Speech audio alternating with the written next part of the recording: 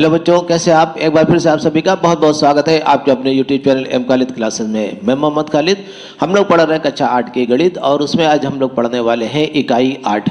इससे पहले के सारे प्रश्न हम लोग हल कर चुके हैं, आपको पिछले वीडियोज़ में उपलब्ध करा चुके हैं। ठीक है, अगर जो आपने पिछले वीडियोज़ नहीं देखे हों तो आप पहले हमारे चैनल पर जा करके सारे वीडियोज़ पहले देख लीजिए और पिछली एक्सरसाइज को कंप्लीट करिए, उसके बाद ये अभ्यास 8 शुरू करते हैं। ठीक है, ये जो इकाई 8 है ये बहुत ही आसान है और ये वर्ग समीकरण पर आधारित है। वर्ग समीकरणें क्या होती हैं पहले जान लेते हैं। वर्ग समीकरणें क्या होती हैं? वर्ग समीकरण एक ऐसी समीकरण होती है जिसमें चर की घात अधिकतम 2 होती है। ठीक है, बस इतनी सी है। समझिएगा क्या हमने बताया।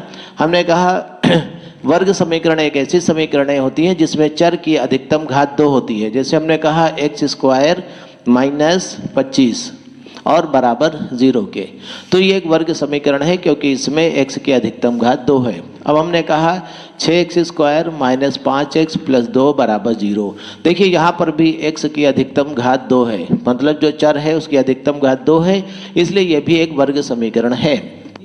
इसी प्रकार से आइए एक और देख लेते हैं। हमने कहा 6x² माइनस 5 बराबर 0। ये भी एक तरह की वर्ग समीकरण है क्योंकि इसमें भी x की अधिकतम घात 2 है। हमने कहा 6x प्लस 2 बराबर 0। इसमें x की घात 1 ही है, अर्थात जो चर है उसकी घात 1 ही है, इसलिए ये वर्ग समीकरण नहीं है। इसी प्रकार से हमने कहा 5a² माइनस 10 बराबर 0। तो यहाँ पर जो चर a है, अर्थात जो भी अक्षर लिखा हुआ है उसको चर कहते हैं। जरूरी नहीं कि x लिखा हो, x a b c d कोई भी अक्षर हो सकता है, का खा गा घा कोई भी अक्षर हो सकता है।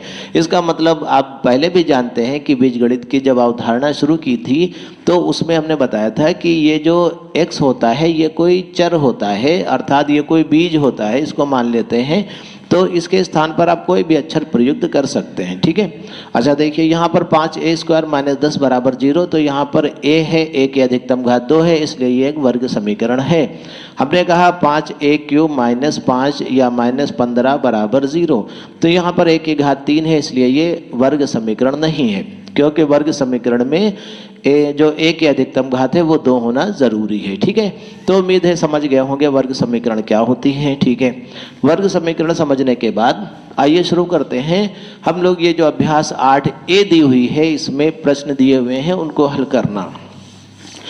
देखिए इन प्रश्नों को हल करना हम लोग समझ जाएंगे, बहुत आसान प्रश्न दिए हुए हैं।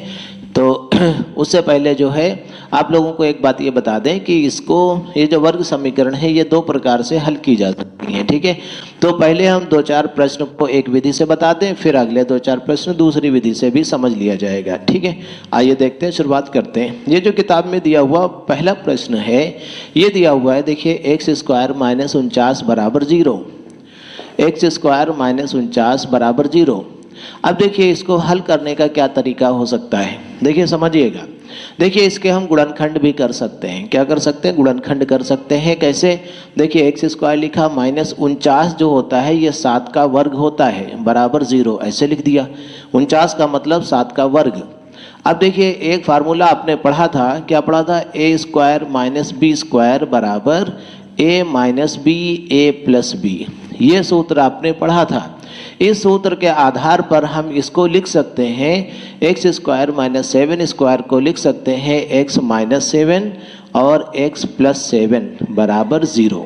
ठीक है, इतना लिखने के बाद आप क्या करेंगे समझिएगा। देखिए x माइनस 7 ये भी 0 के बराबर रखेंगे, x प्लस 7 इसको भी 0 के बराबर रखेंगे।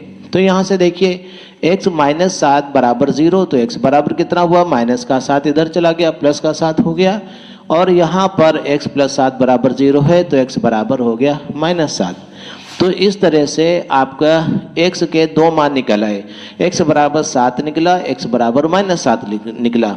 हम लिखेंगे x बराबर 7 कामा माइनस 7, दोनों ही उत्तर सही हैं, ये हमारा उत्तर हो गया।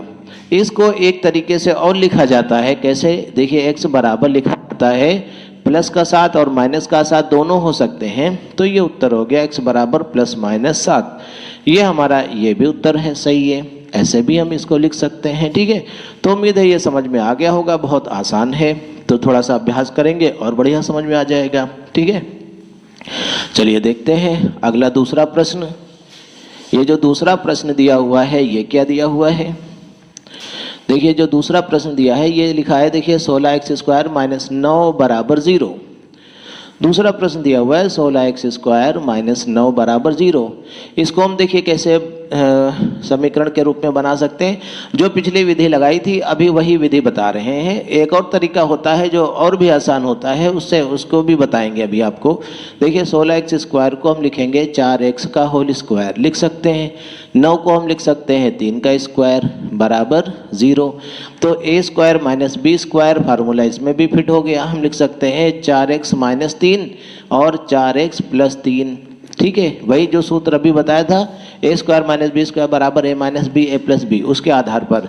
देखिए बीच में सूत्र लिखना ज़रूरी नहीं है, आपको सूत्र लिखने की ज़रूरत नहीं, आप सीधे इसे लिखते चले जाइए। अब देखिए इसको 4x माइनस 3 बराबर 0 और 4x प्लस 3 बराबर 0, इसको 0 के बराबर लिख दीजिए। यहाँ से इस 3 को इधर पक्षांतर करिए, 4x बराबर माइनस 3 इधर चले जाएगा, प्लस का 3, x बराबर आ गया 3/4। और इसी तरह से यहाँ पर 4x बराबर माइनस 3, तो x बराबर माइनस का 3/4। तो x की दो वैल्यू निकली, x बराबर 3/4 और कामा माइनस 3/4। ये दोनों ही उत्तर सही हैं। ठीक है, दोनों ही उत्तर x के माने जाएंगे। आप चाहें तो लिख सकते हैं x बराबर प्लस माइनस 3/4। ये भी उत्तर आप इस तरह से भी लिख सकते हैं। ठीक है, चलिए प्रश्न नंबर 2 हो गया। प्रश्न नंबर 3 देखते हैं। देखिए जो तीसरा प्रश्न दिया हुआ है ये लिखा है ax² माइनस b बराबर 0। देखिए तीसरा प्रश्न ax² माइनस b बराबर 0। चलिए इसको बताते हैं दूसरे तरीके से। दूसरा हमने कहा था 2 तरीके अभी इसके बताएंगे, तो पहले 2 प्रश्न एक तरीके से बता दिए, अब इसको दूसरे तरीके से बताते हैं। देखिए हमने लिखा इसको ax² माइनस का b इधर चला गया, माइनस का b इधर चला जाएगा, प्लस का b हो जाएगा। तो x² बराबर हो गया, a को इधर हटा दीजिए, b/a हो गया। ठीक है, अब देखिए x² बराबर b/a होता है, तो x बराबर किसके होगा? इसका वर्गमूल ले लीजिए। अगर जो ये वर्ग इधर जाता है तो वर्गमूल के रूप में इसे लिख दिया जाता है b/a। ठीक है, और यहाँ पर आप प्लस माइनस का चिन्ह लगा देंगे, प्लस माइनस। ठीक है, ये उत्तर हो गया। देखिए प्लस माइनस क्यों लगा दिया जाता है? क्योंकि जैसे मान लो हमने लिखा x² बराबर 9, तो हमने कहा x बराबर इसको लिख दीजिए वर्गमूल 9। वर्गमूल 9 का मतलब हुआ प्लस माइनस 3। ठीक है, जो जिस आधार पर हमने ये लिखा उसका मतलब ये था। ठीक है, अब यहाँ से आपको हम अच्छे से समझा सकते हैं। देखिए प्लस 3 का जो वर्ग होता है वो भी 9 होता है, माइनस 3 का जो वर्ग होता है वो भी 9 होता है, क्योंकि माइनस 3 का जब आप वर्ग करेंगे तो वो भी 9 होगा, और प्लस का 3 का वर्ग करेंगे तो वो भी 9 होगा। तो इसका मतलब ये हुआ कि 9 का वर्गमूल प्लस 3 भी हो सकता है, माइनस 3 भी हो सकता है, इसीलिए दोनों चिन्ह लगा दिए जाते हैं प्लस और माइनस के। ठीक है, अब कोई दिक्कत नहीं, समझ में आ गया होगा।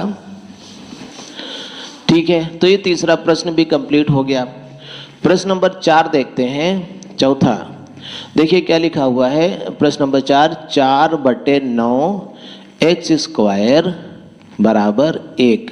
तो यहाँ से 9 से गुणा कर दो, तो देखिए 4x² बराबर 9 एकम 9 और x² बराबर ये आ गया 9/4। ये बट्टे का 4 इधर आ जाएगा।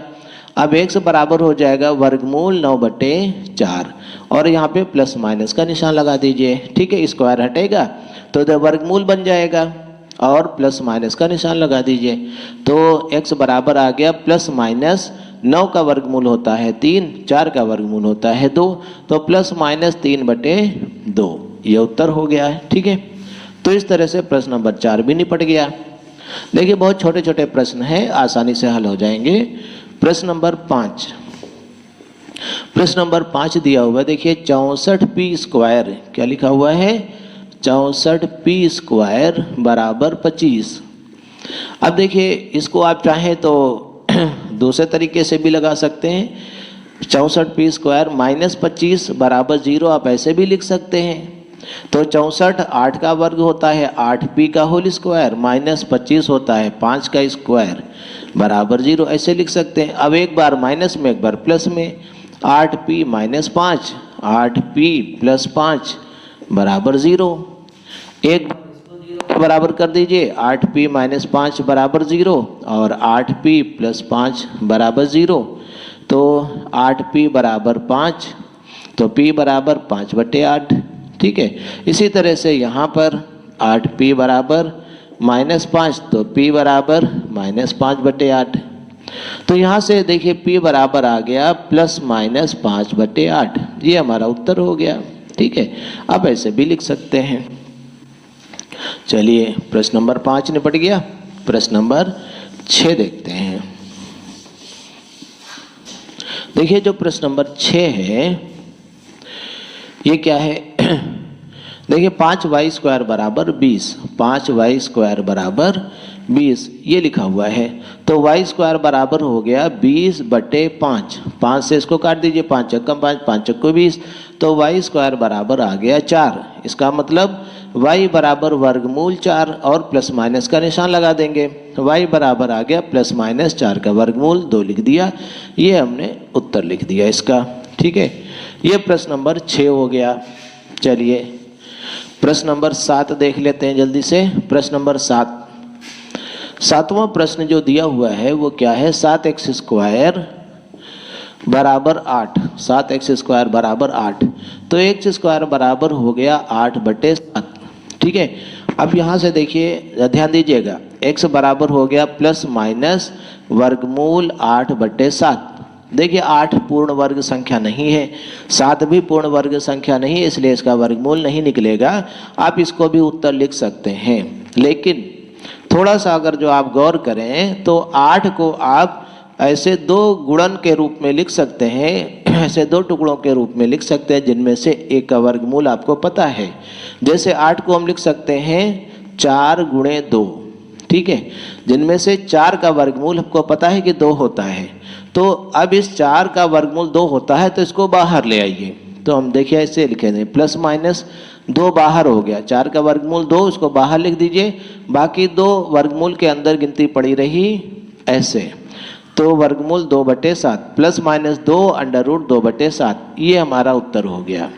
अब ऐसे भी इसको लिख सकते हैं। ठीक है, अच्छा 7वां हो गया। इसके बाद देखते हैं प्रश्न नंबर 8।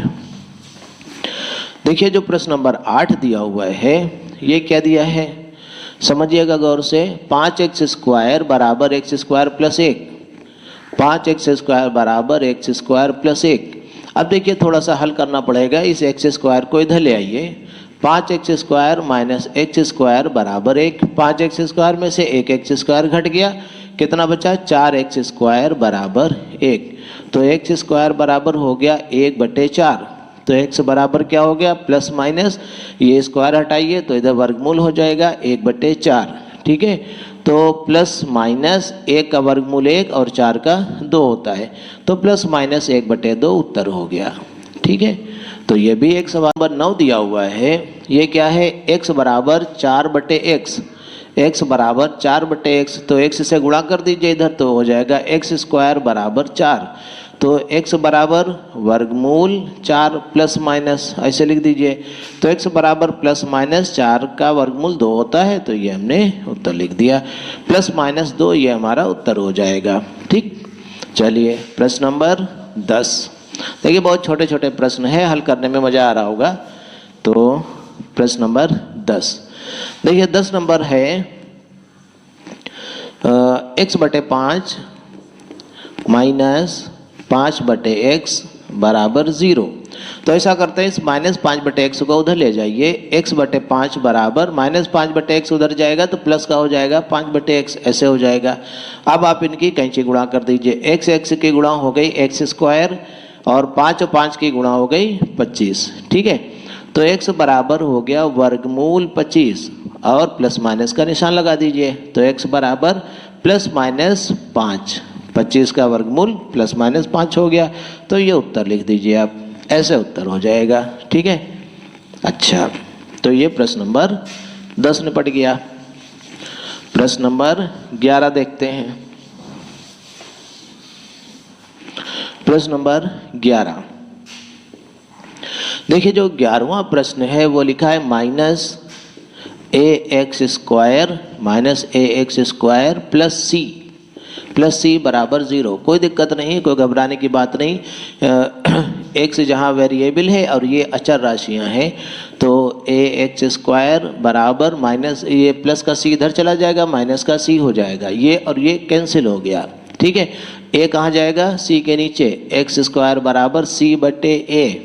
तो x बराबर क्या हो जाएगा, प्लस माइनस वर्गमूल c बटे a। बस उत्तर हो गया। यही करना था इसमें, कोई दिक्कत नहीं, बहुत आसान है, ये तो और भी आसान है, मैं कुछ भी नहीं सोचना इसमें। ठीक है, प्रश्न नंबर 11 हो गया। प्रश्न नंबर 12, ये देखो 12वां प्रश्न जो दिया है ये भी बहुत आसान है। क्या लिखा है देखिए, 2x² माइनस 18 बराबर 0। 2x² माइनस 18 बराबर 0। तो माइनस का 18 उधर ले जाइए, तो 2x² बराबर माइनस का 18 उधर चला गया, प्लस का 18 हो गया। तो x² बराबर ये 2 जाएगा 18 के नीचे, 18 बटे 2, 2 एक कम 2, 2 9 18 काट दीजिए, x² बराबर 9। तो x² बराबर 9, तो x बराबर प्लस माइनस वर्गमूल 9। तो x बराबर हो जाएगा प्लस माइनस 9 का वर्गमूल 3। ये उत्तर आ गया हमारा प्लस माइनस 3, ऐसे हो जाएगा। ठीक है, 12 नंबर के बाद प्रश्न नंबर 13। ये जो 13 नंबर प्रश्न है ये क्या है देखते हैं। देखिए 13वां प्रश्न क्या दिया हुआ है, x² बटे 4 बराबर 9। x² बटे 4 बराबर 9। कैसे गुणा कर दीजिए, 4 से 9 की गुणा हो जाएगी, क्योंकि ये बटे में ही इधर जाएगा तो गुणा में जाएगा, 9 गुणे 4। तो x² बराबर 9 गुणे 4 मतलब 36। तो x बराबर प्लस माइनस वर्गमूल निशान लगा दीजिए, तो प्लस माइनस 6, ये हमारा उत्तर हो गया, 36 का वर्गमूल 6। ठीक है, अच्छा फिर देखते हैं प्रश्न नंबर 14। देखिए 14 नंबर प्रश्न क्या कह रहा है, x बटे a माइनस a बटे x बराबर 0 के। ठीक है, तो माइनस का a बटे x उधर ले जाइए, तो x बटे a बराबर माइनस का a बटे x इधर जाएगा, ऐसे हो जाएगा। कैसे गुणा कर दीजिए, x² बराबर a², इधर इधर x और x के गुणा हो गए x², इधर इधर के गुणा हो गए a²। ठीक है, तो x बराबर आ गया देखिए प्लस माइनस, ठीक है, वर्गमूल a²। तो a² का वर्गमूल आप a लिख दीजिए, बस उत्तर हो गया, x बराबर प्लस माइनस a, ये हमारा उत्तर हो गया। अच्छा ठीक है, और देखते हैं। तो प्रश्न नंबर अब कौन सा, 15 नंबर, प्रश्न नंबर 15। ठीक है, प्रश्न नंबर 15 लिखा हुआ है x² माइनस 25, x² माइनस 256 बराबर 0। x² माइनस 256 बराबर 0। तो x² बराबर ये 256 इधर चला गया, ऐसे हो गया, प्लस का 256। तो x बराबर कितना हो जाएगा, प्लस माइनस और वर्गमूल का निशान लगा दीजिए, 256। तो 256 16 का वर्ग होता है, 16 का वर्ग 256। आप चाहें तो गुणनखंड करके भी निकाल सकते हैं, तो प्लस माइनस 16। ठीक है, ये हमारा उत्तर हो गया। ठीक है, अब देखिए प्रश्न नंबर 16। प्रश्न नंबर 16 देखते हैं, ये कितना लिखा है, 0.04x²। 16 नंबर प्रश्न कितना है, 0.04x² और लिखा है माइनस 0.25 बराबर 0, ऐसे लिखा हुआ है। ठीक है, तो कोई बात नहीं, माइनस का 0.25 उधर ले जाइए, 0.04x² बराबर माइनस का उधर चला गया 0.25। ठीक है, तो x² बराबर हो गया 0.25 बटे 0.04, ऐसे ही, क्योंकि ये राशि बटे में जाएगी। तो देखिए इसमें भी 2 दर्जे बाद दशमलव है, इसमें भी 2 दर्जे के बाद दशमलव है, हमने दशमलव हटा दिया। तो क्या आया देखिए, x² बराबर ये आ गया 25 बटे 4। तो x बराबर कितना आ गया, प्लस माइनस वर्गमूल 25 बटे 4। तो x बराबर प्लस माइनस 25 का वर्गमूल 5 और 4 का वर्गमूल 2, प्लस माइनस 5 बटे 2 उत्तर हो गया। ठीक है, तो इस प्रकार से इसमें 16 प्रश्न दिए हुए हैं और सारे प्रश्न हम लोगों ने सॉल्व कर लिए। बहुत आसान प्रश्न है। तो बहुत जल्दी हम आपको अगला वीडियो उपलब्ध कराएंगे। ये अभ्यास 8A थी। अब बहुत जल्दी आपको हम अभ्यास 8B भी उपलब्ध कराएंगे। ठीक है, तो हमारे वीडियोस को देखने के लिए, हमारे चैनल को लाइक और सब्सक्राइब करने के लिए आप सभी का बहुत बहुत शुक्रिया।